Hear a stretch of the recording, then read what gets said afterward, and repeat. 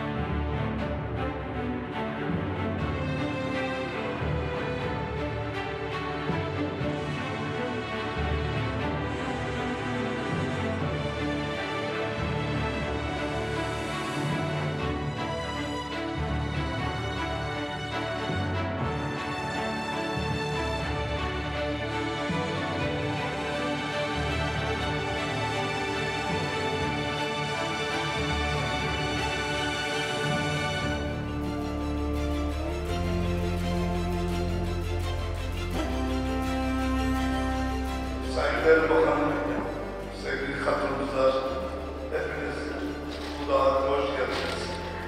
Geliştirilmesinde bir köprü olacağını, vesile olacağını I can say it's an exciting time to be in energy market, especially nowadays. And teamwork makes things happen. Am început acest proiect în anul 2020 cu un vis pe care l-am transformat în viziune și astăzi, aici și acum, în realitate. Un atribut important al direcționării este acela de a crea punți de legătură între mediul de afaceri din România și mediile de afaceri din alte țări. Mulțumesc pentru acest eveniment și mai ales mulțumesc că dați României Verzi o șansă în plus. Mă bucur foarte mult că ați reușit finalizarea acestui proiect și că am reușit și noi să contribuim o parte de finanțare la această realizare. Vârful de lance al acestei colaborări cu companiile din Turcia este vicepreședintele nostru, Laura Ciu, căruia vreau să-i aduc toate mulțumirile și felicitările pentru ceea ce a realizat. Am trăit emoții pozitive și negative pe care unii oameni nu le au într-o viață întreagă și le mulțumesc tuturor celor cu care am interacționat în toată această perioadă, pentru că datorită lor mă consider astăzi în cea mai bună variantă a mea. Este o onoare să particip astăzi la inaugurarea celor primii 20 de megawatts pe care grupul Nakash îl realizează în România. E un proiect de succes din perspectiva mea. A fost un proiect care s-a implementat foarte repede, în mai puțin de un an jumate. Am văzut seriozitate și dorință de a face lucrurile să se întâmple. Am întâlnit oameni deosebiți, mulți dintre ei aici în sală. Am descoperit în partenerii turci seriozitate, dorință de a înțelege și de a face mai bine. Avem încredere că veți putea dezvolta alte tipuri de afaceri. Noi ne bucurăm că suntem parte la acest proiect și fie ca această capacitate de 2024 în 2024 să fie un prim pas pentru a avea astfel de investiții în continuare.